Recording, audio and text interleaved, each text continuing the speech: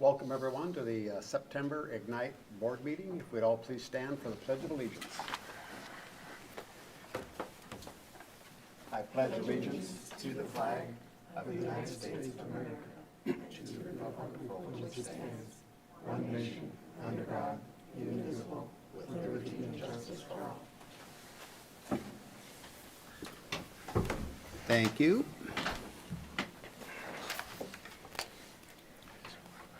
First up on the agenda is public comment.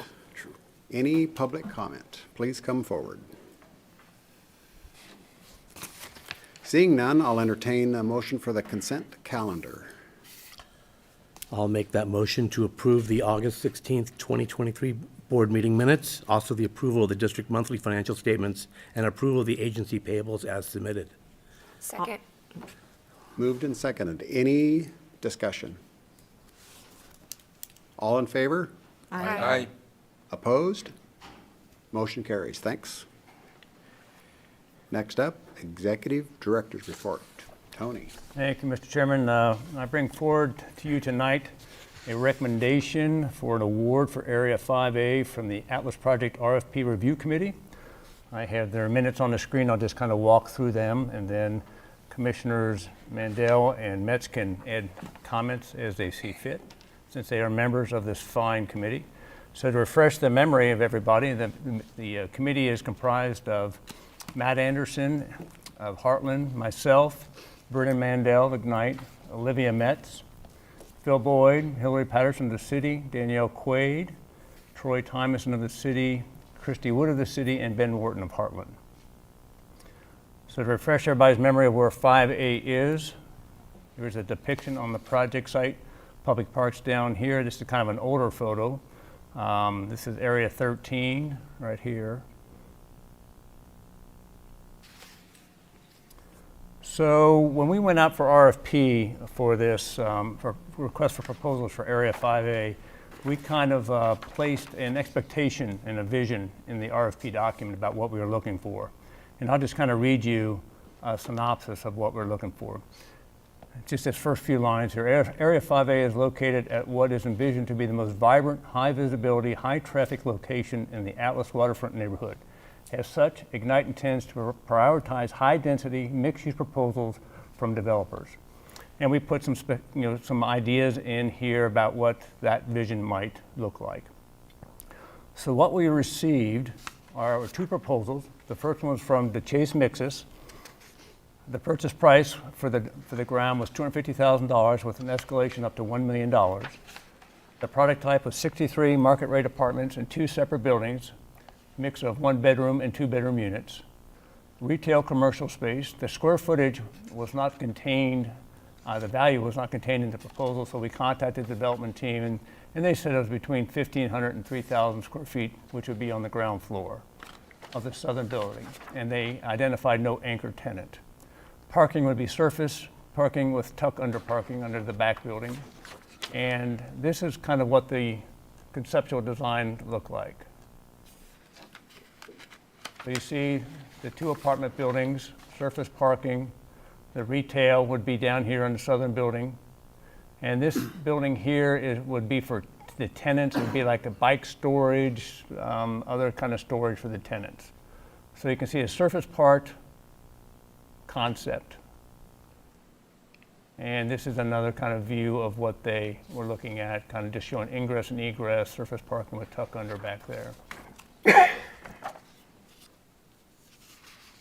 So the second proposal that we received was from Toll Brothers, a purchase price of $1.6 million with no escalation. Product type of 16 townhomes located in 4 separate buildings. Retail commercial space, once again, this was not contained in the proposal, so we contacted the development team and they said it was about 1,500 square feet that would be located in a standalone building, and they had no anchor tenant identified. Parking would be surface parking for retail commercial, alley-loaded garage parking for the townhomes. And so this is a concept that they provided. So it's basically 4 separate buildings containing the townhomes and a kind of a retail jewel box located down here. So the committee discussed both the qualitative and quantitative elements of the two proposals, and they looked back at the vision that we were looking for. And once again, Area 5A is located at what is envisioned to be the most vibrant, high visibility, high traffic location in the Atlas waterfront neighborhood. As such, Ignite intends to prioritize high-density mixed-use proposals. The committee did not see that high-density vision captured in either proposal, and so they recommend to the board that the award for Area 5A be held at this time, and that we kind of keep 5A on the shelf and look at a future opportunity to, re-RFP it again. And I'd entertain any commissioner comments on that front. Just a quick question. How many units are you looking for? We don't specify density. We just want a more of a high-density kind of mixed-use environment there. We don't want to pigeonhole anybody into a density count, but we just want more high density there. You're saying the price was low on the first bid, so Well, it was at 250, but they would escalate up to $1 million. million. Tony, what's the kind of projected amount of commercial space that you expect in that area? I think the 1,500 is what the That's base about- amount. okay. And I think that's what Toll put in, and, the Chase Mixes was a little higher. They said between 15 and 3,000, but it wasn't very specific. Okay.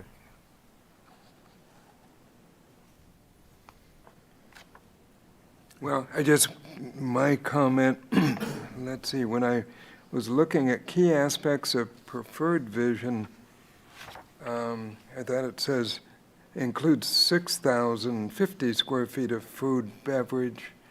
But what I'm thinking of, again, in terms of, this being a key corner in there, there's lots of housing units all over the place. To me, I think back to the original kind of vision and all of that, which included, something pretty active there. And when I hear 1,500, that's like the footprint of a modest rancher on one level. So 1,500, even 3 really doesn't, for me, do anything. So, yeah, I'm glad to see it tabled.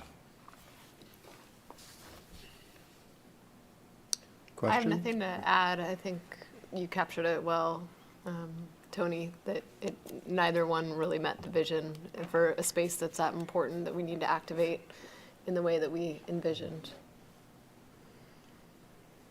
You revise the RFP then, again, or keep it the same? So we would look at, updating the RFP. When we issue it again, we would bring it back for you for your consideration, but we're not sure when that timing would be. Obviously, the market's pretty challenging right now for a lot of developments with the interest rates and the issues of commercial retail, and so we're seeing kind of what the market is, sharing right now. So it's just not meeting our expectation, and we do, being the entity that we are, have the wherewithal to kind of hold property and kind of wait for the right development to come along. So was a good that's what the decision, committee feels. Tony, I'm just going to go back to the commercial once again, and I agree with what Dan said. On the estimated development capacity, this includes 6,050 square feet of retail and food. Has the committee decided that's too much now based upon the current environment we're in, or is that just high end? We really haven't settled that on a number yet. We lean on Heartland's coaching, Heartland Consulting, our real estate consultant, to kind of help with that. And they still think that's viable, and that we can attain that would really activate the space down there. Is that a high mark to shoot for? Possibly in this market, but if that's kind of what we're looking for, I don't know how much the board would be willing to deviate from that in the future. I just think, I agree, it's a high visibility corner. That could be a really, really nice space for Right. a little bit mixed use area. Any further questions or comments? You need some So we action, Tony? would look for a motion for the board to approve the recommendation of the committee to hold Atlas Project Area 5A. I will make a motion to accept the recommendation of the Atlas Project RFP Review Committee on the award recommendation for Area 5 to be held for the time being. Second. Moved and seconded. Any discussion? All in favor? Aye. Are there any opposed? Thanks, motion carries. Good job, review committee. Thank you, Mr. Chairman. Next up would be a project update for Mr. Phil Boyd. Thank you, Tony, Chairman Hoskin, board members. Welcome, Phil. Thank you. Ooh, my mouse is moving around. There we go. Okay, I've got a little longer update this time. So I'm going to cover 4 topics, project review, which Commissioner Metz had a little bit of origin in this, which I'll explain in a second. Phase 2B, we'll talk a little bit about that. Phase 3, and then our Welch-Comer Amendment number 23A, which you guys had a memo on that, and Commissioner Metz asked for a little bit of background on that. And when I went in to pull the background, I looked back, and our contract, our first contract with Ignite on that was in January of 2018. So we've been working on this project for nearly 6 years, and I started thinking about that. Wow, 6 years. And so as I started to go back, I was looking back and thought, what have we accomplished? What has the board accomplished in the past 5 years? The 12-acre park on the waterfront, master planning, and still constructing a 51-acre subdivision. You've generated $30 million in land sales, which has an estimated building value on top of that of $260 million, which is in 5 years. I thought that was pretty incredible. And so I went back and just, as mentioned to Tony, you get so deep into the weeds that you forget to step back and kind of look at this big accomplishment that Ignite has undertaken and made. And the park is obviously one of the big ones. It's just really fantastic to look at. I was pulling some of the old photographs, and I had actually forgotten about the triangle parcel. And you remember the gyrations we went through. It was an issue. Yeah, and how we tied ourselves in knots, and the city council tied themselves in knots in acquiring that.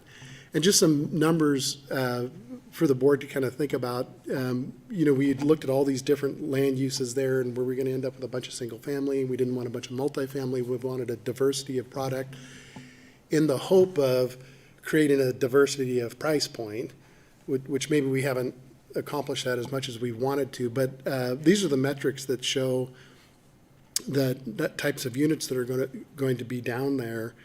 Interestingly, the cottage court homes that we've shown up in here before was kind of a new creation that came out of this. But at the end of the day, there'll be roughly about 500 dwelling units down there between the multifamily and the single family and whatnot.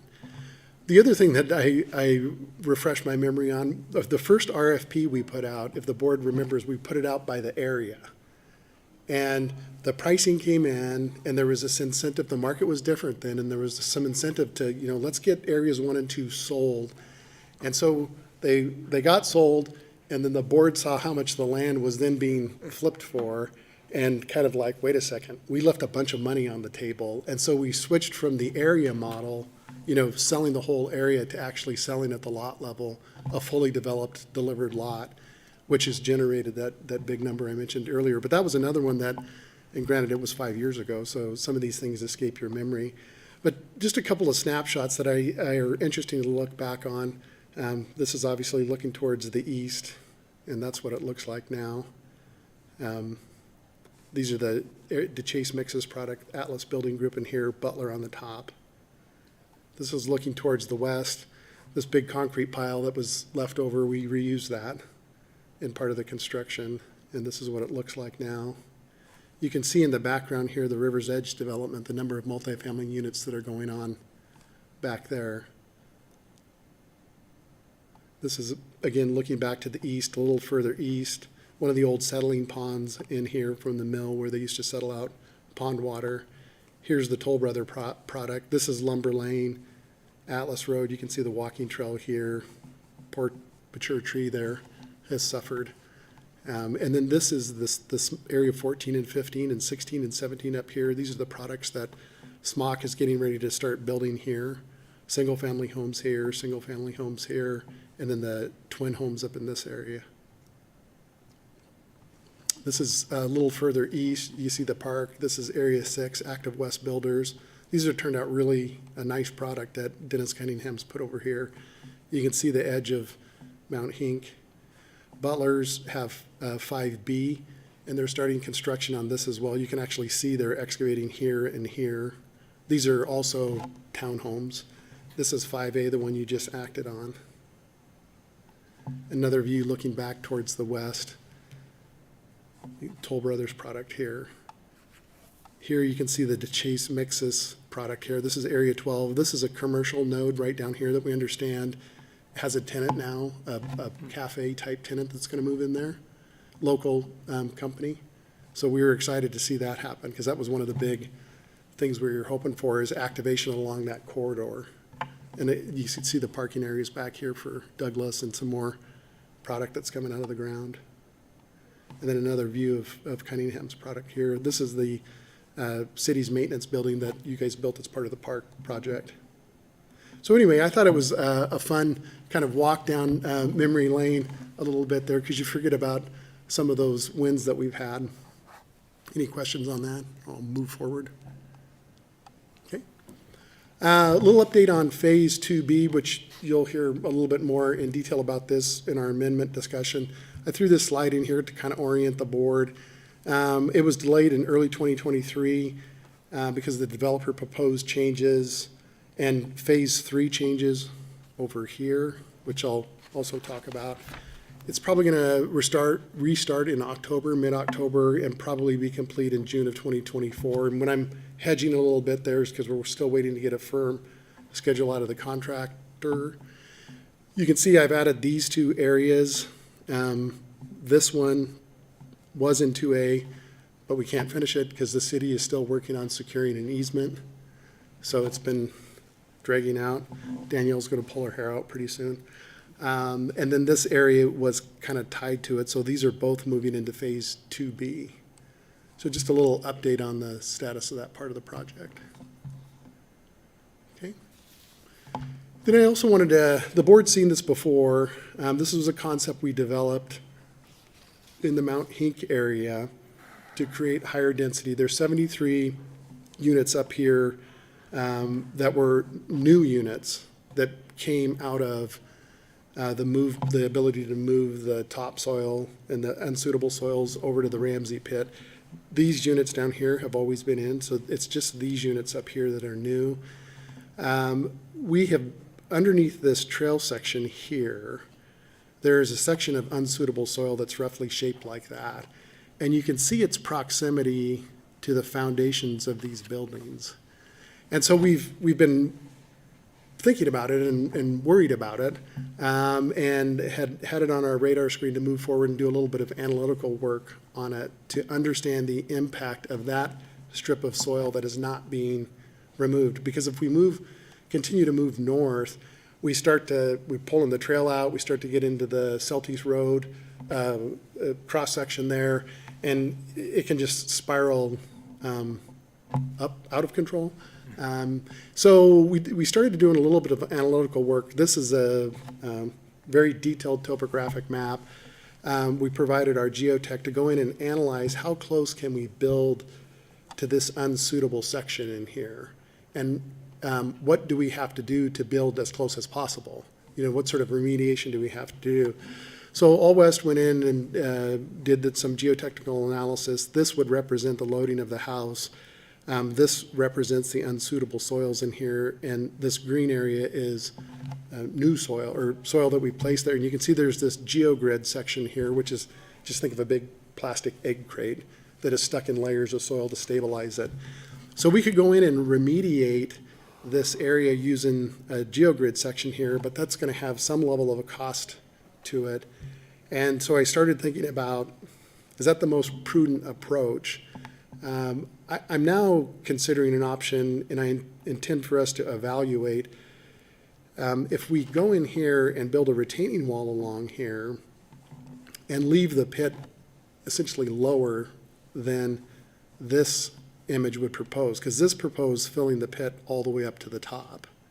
There's one little step in here as you move through this section. We step down in here because we need to get to a lower grade here.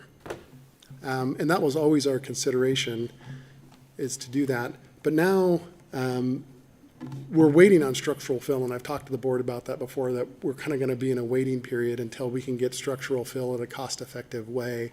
I'm now starting to think maybe we should look at this option of constructing a retaining wall here that would allow us to build sooner in here because we would need less structural fill. Or option two is we just use the GeoGrid buttress, this thing here. But we would have to wait a little bit longer to get free structural fill. So there's a little bit of nerdiness in there in some of that description, and then kind of a bigger picture idea that we intend to go analyze that, those two options. But I didn't want to kind of take off down that path until the board had opportunity to look at it and ask questions and think about it and provide some direction. So I'll pause there. If there's any questions on that. Bill, could you go back one slide? You talked about step one there is level and then steps down. Is that level then with Celtice? It's level with, yes, for the most part. Celtice and the trail are at the same level here. When you get into right about in this area, the trail starts to drop away until it gets down to the Prairie Trail here. So these units here would step down as you move to the east. This road grades down like this. And so the cross-section that All West is showing here represents really this section here. You can see we have an undetermined no-build zone here because one of the things we have yet to do is go excavate this 6%. Just taking one step back, when we paused La Riviere's construction, part of that pausing is negotiating a pause with them that doesn't translate into massive remobilization costs. And one of the things that comes with that is we worked out a deal where we're kind of on their schedule, which is why you see that sometime we're going to start in October, November, finish in June, July, something like that. And with that, they pulled their grading crews out of here as well because the soils were too saturated at the time they left in May. And they didn't want their equipment just to leave there. They said, we want to take our equipment. So we still have some investigation to do back in this corner right here. I don't know if that was a longer discussion, Chairman Hoskins, than you wanted, but. In that picture there about where your cursor is, that has to be brought up quite a ways then to be Yeah, level with there's close to 18 feet right here in it. And then between here and here, it's about 26 feet, if I remember, something like that. Chairman Hoskins, quick question. If the retaining wall goes in, how much of phase 3 can you complete without the structural fill? Good question, Commissioner Chapkus. Part of what we would look at doing is very nominal import of structural fill. If we could accomplish it with just what's left here on site, we might try to do that. We know that there's unsuitable in this area, which is the reason we developed this concept to begin with, because we're going to mine the unsuitable where we need structural and place it in this green space, because obviously it does not need to be structural. So we can waste the unsuitable on site.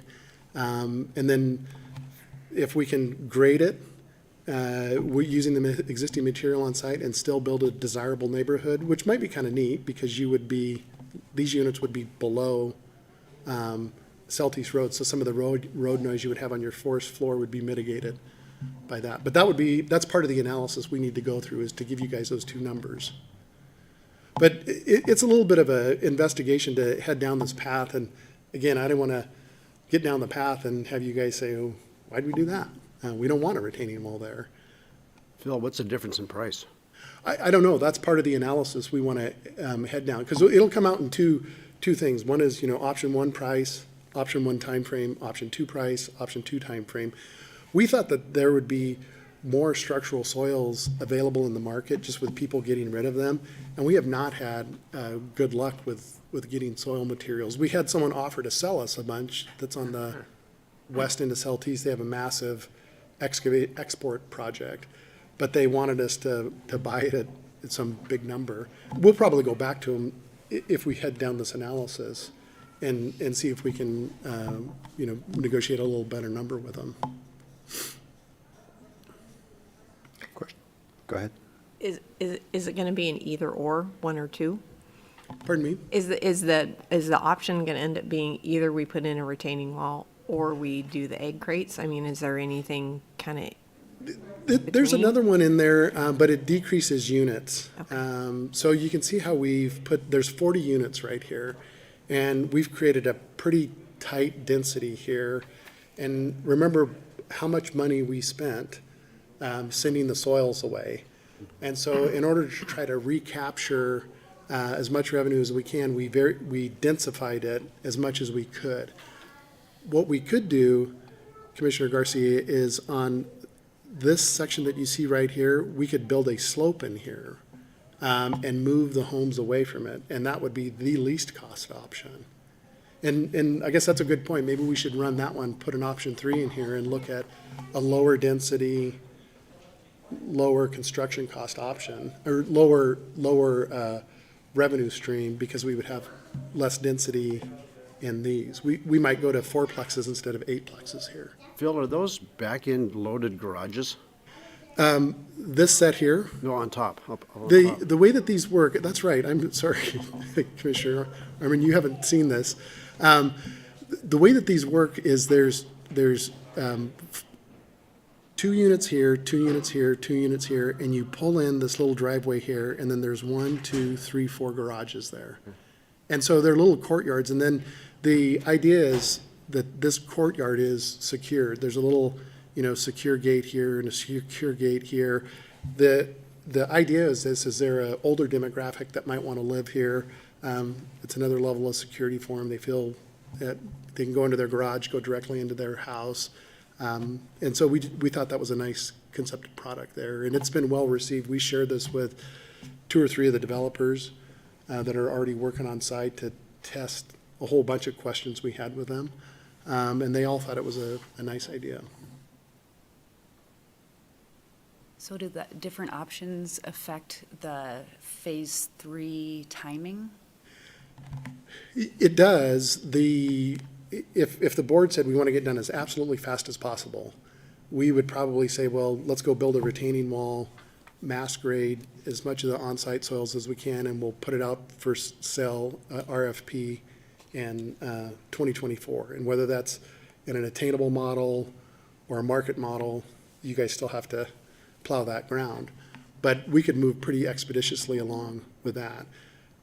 Option 2 has more variables with it, Commissioner Metz. How soon can we get structural soils? Do we want to pay for them, or do we want to wait for them to show up for free? We still have to spread and compact them. And that low-cost model of option 3? That one could be a 2024 one as well. So I think that this is the feedback I guess I was looking for, is maybe what we'll do is add an option 3 to look at the lower cost, lower density.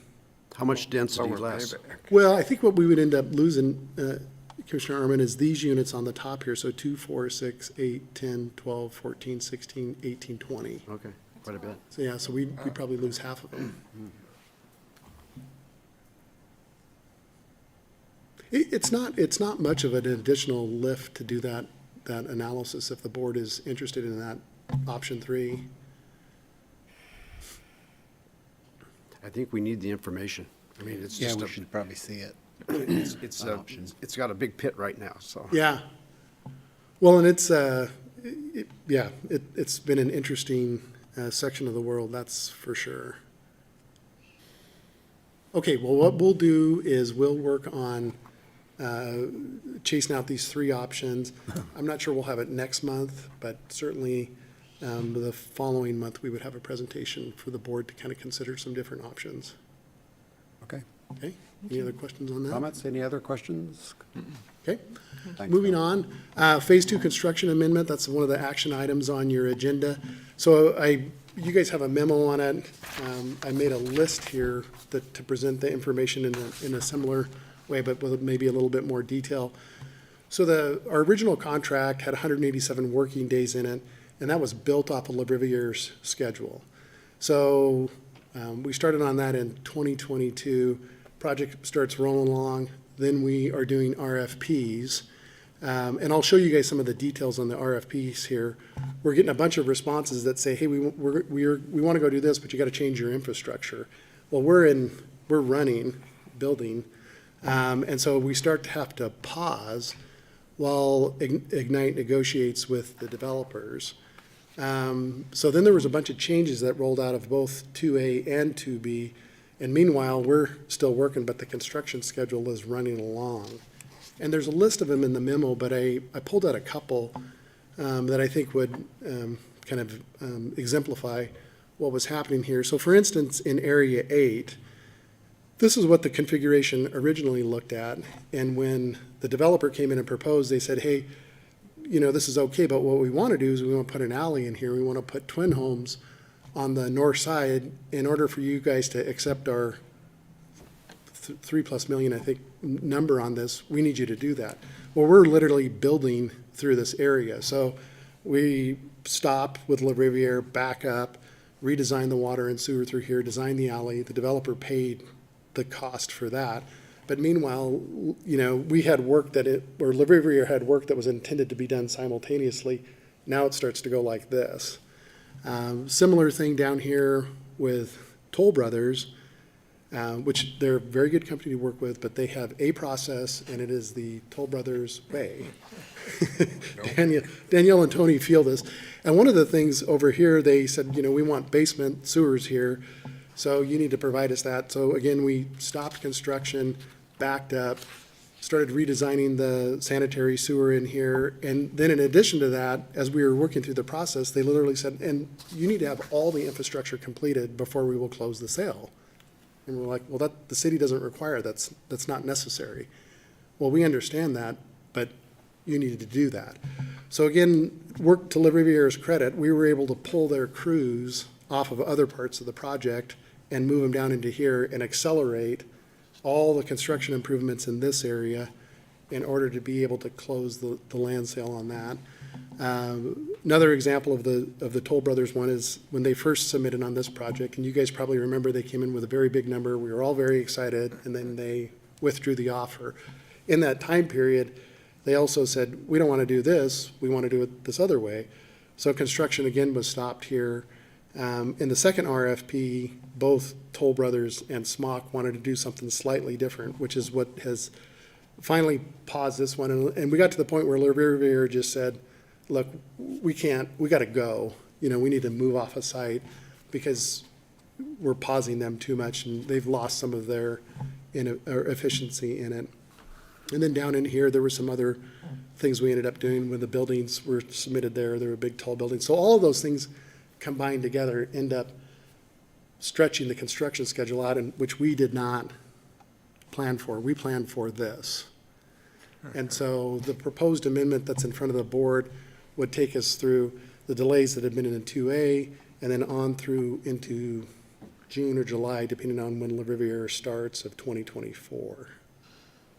So I think I've covered everything, yes. So that's for the board's consideration. Glad to answer any questions I can.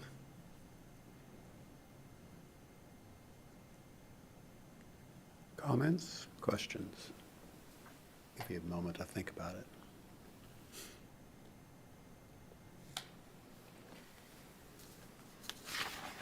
I know you've worked this over, Tony, already. You have any wisdom you can share?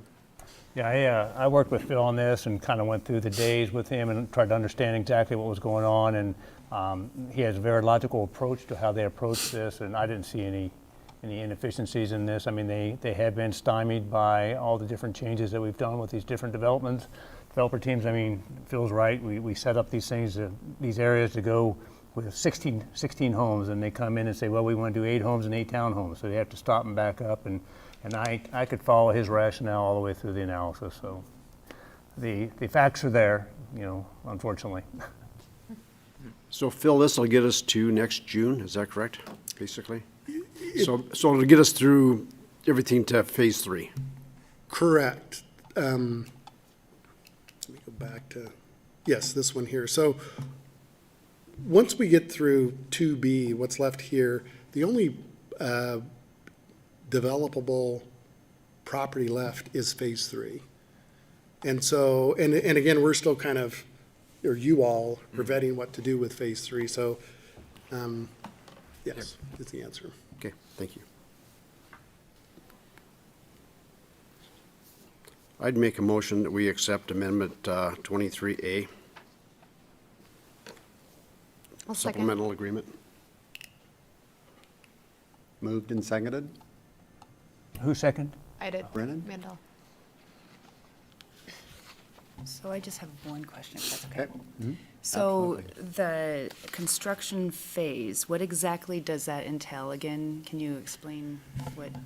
Sure. So the construction phase is essentially everything that we're doing now. We currently have two contracts, primary things that we're doing for the board. One is the development management part of it. The other one is the construction phase parts of it. So anything that has to do with construction staking, construction observation, negotiating with Le Riviere, spending an hour and a half on them with the phone today, all of that stuff is our construction phase services, working with the city, creating the record drawings.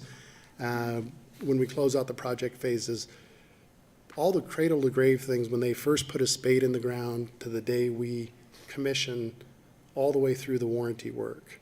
So, because you have a 1-year warranty on it, and say we do 1 year warranty things, generating the punch list, all the services associated with that.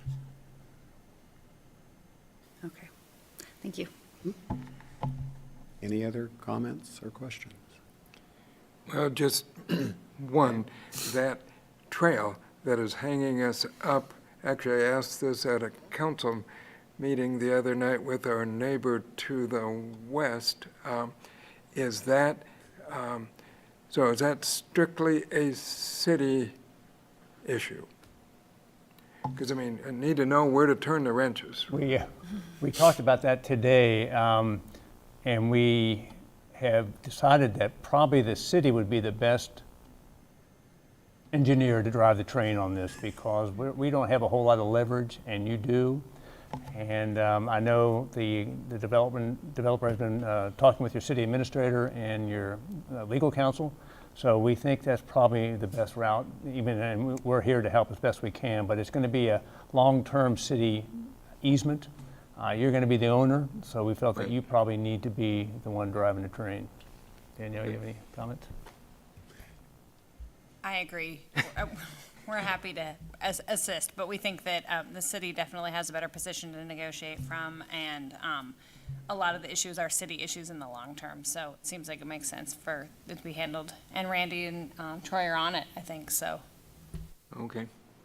And Commissioner English, we took that the Ignite project took that as far as we possibly could. So it's rough graded, and it's literally ready for base rock and asphalt. And as you guys know, we've spent a fair amount of time talking about the desirability of that connection because it's off-road, not along the roadway. So hopefully we can get there because it would be a real amenity to the neighborhood, so to speak. It's important. Yeah. Yeah. Good question. Any other questions? All in favor of approving Amendment 23A? Say aye. Aye. Aye. Any opposed? Motion Thank carries. you. Thanks, Bill. Any other questions for me?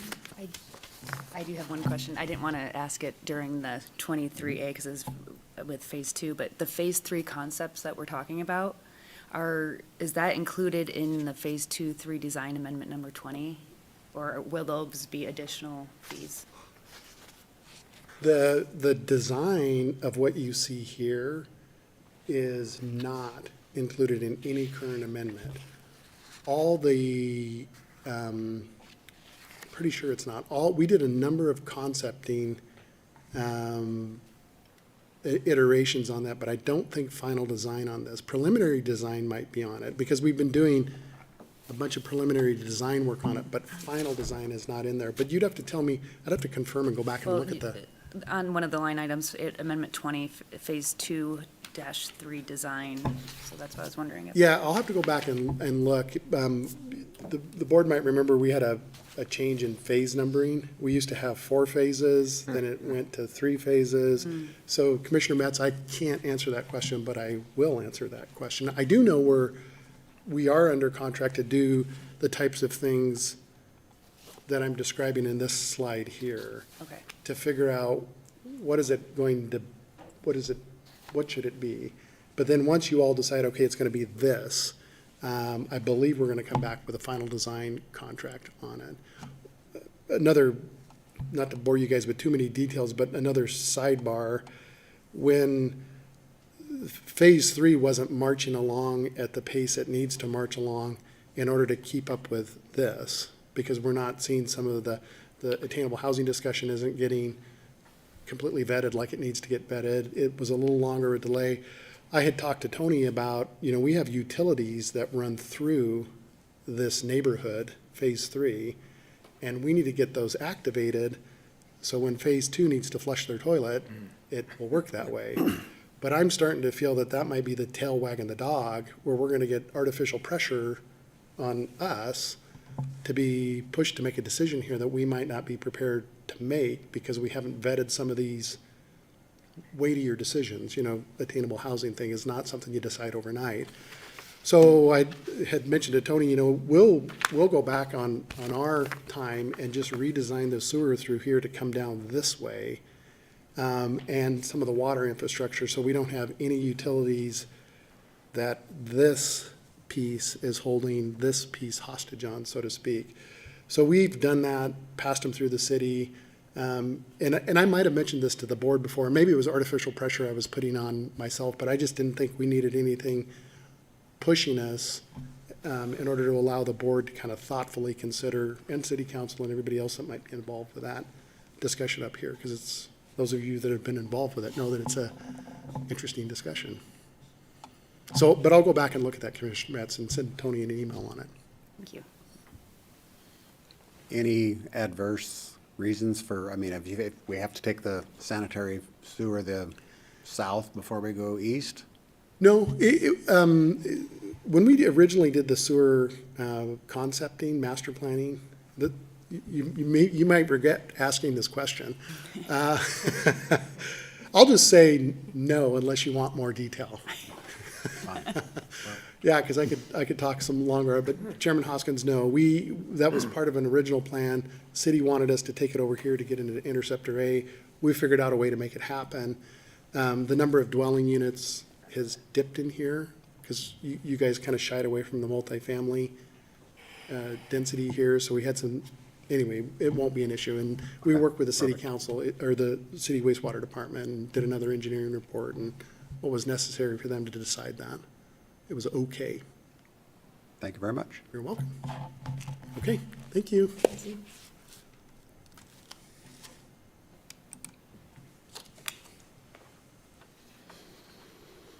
That's all I have, Mr. Chairman. Thanks, Tony. Next up is the election of chair and vice chair. Mr. Chairman, I'd like to make a motion that, being as you and Olivia both want to go on in your current roles, that we make a motion that you continue as chairman and Olivia as vice chairman of Ignite for the next year. Second. You bet. Moved and seconded. Any questions or discussion? Thank you. Thank you. Thank you. You're welcome. All in favor? Aye.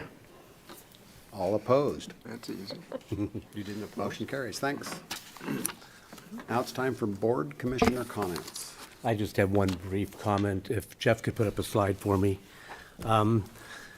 This is just a brief public service announcement. We desperately need volunteers, and we're looking for high school students attending school within the boundaries of District 271 to participate in our various boards and committees, such as the Arts Commission, CDA TV Committee, Child Care Commission, Parking Commission, Parks and Rec Commission, Pedestrian and Bicycle Committee, Library Board, and Urban Forestry Committee. If you're tired of the same old faces, this is your opportunity. Only 2 days left to submit an application to the City of Coeur d'Alene. You can call 208-666-5754 for information, but again, just 2 days left, and we desperately need volunteers. Thank you.